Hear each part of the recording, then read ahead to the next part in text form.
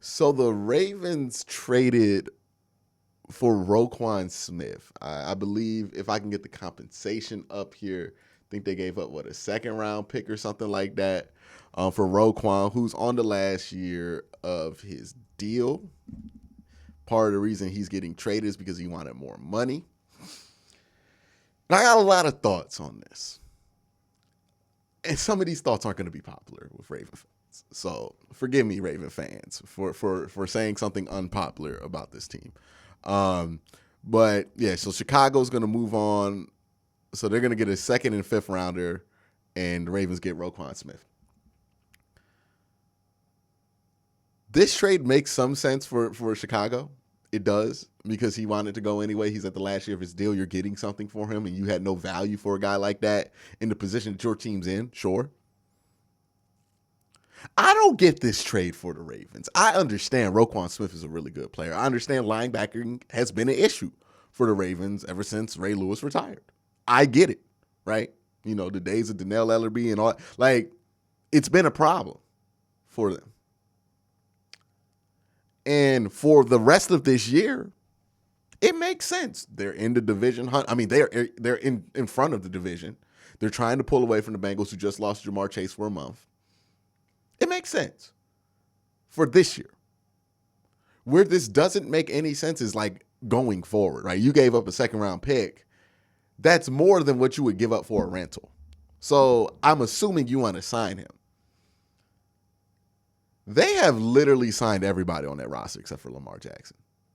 So unless they're operating under the idea that, hey, we're going to be able to get Lamar Jackson for less than what he wants or for cheap or something like that, we're going to get a deal on Lamar Jackson. If that's what they're operating with, I think that's stupid. That's how you end up losing Lamar Jackson. And if they don't have Lamar Jackson next year, why do you even care if you have Roquan Smith on the roster? Because you're not good enough to do anything if you don't have Lamar on the roster.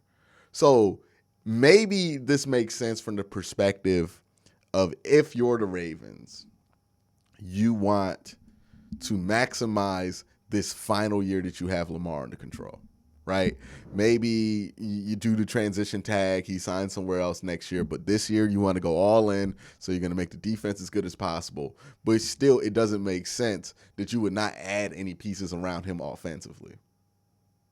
And I think that's the frustration with Lamar Jackson and the Baltimore Ravens, right? We talked about this in the previous video. I think it's the last video I uploaded. I know y'all tired of me talking about Lamar, but this keeps being a headline, right?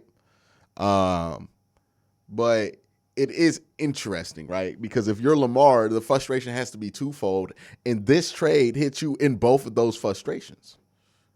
Because Lamar's frustration has never been that the defense hasn't been good enough in Baltimore. That's never been his frustration. The defense has always been good in Baltimore. The problem Lamar has had in his time in Baltimore has been, y'all don't get me no wide receivers, and y'all don't want to pay me. Those are the two problems. And with this trade, it shows, hey, we're willing to give up assets, but not for a wide receiver. And we might pay this dude before we pay you. And if you're Lamar Jackson, you have watched guys like Amari Cooper go to the Browns for a fifth-round pick. You have watched Stephon Diggs get traded. You have watched D-Hop get traded. You have watched all of the best wide receivers in the NFL right now have been traded. Like, at some point, have been traded or been free agents. And you ain't get nothing. Okay. And then you look around and you're like, well, at least I can get paid, right?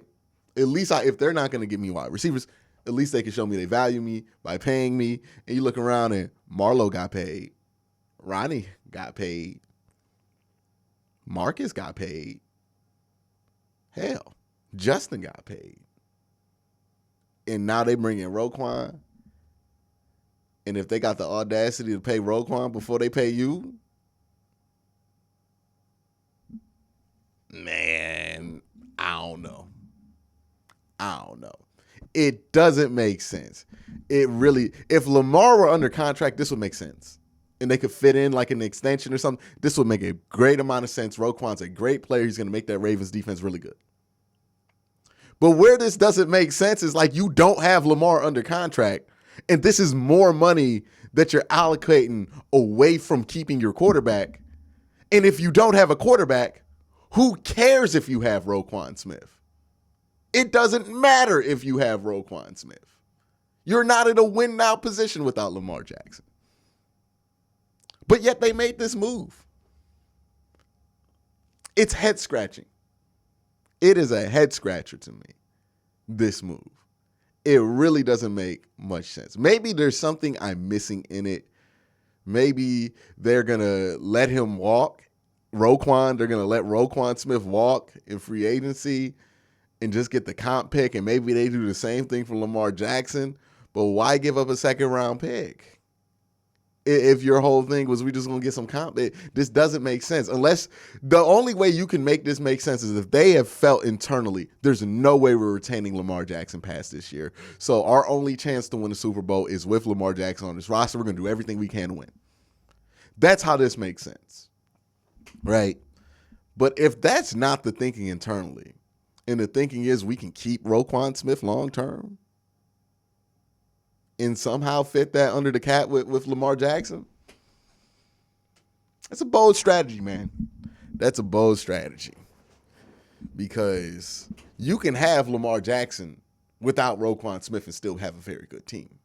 You can't just have Roquan Smith without Lamar Jackson and think you're doing anything.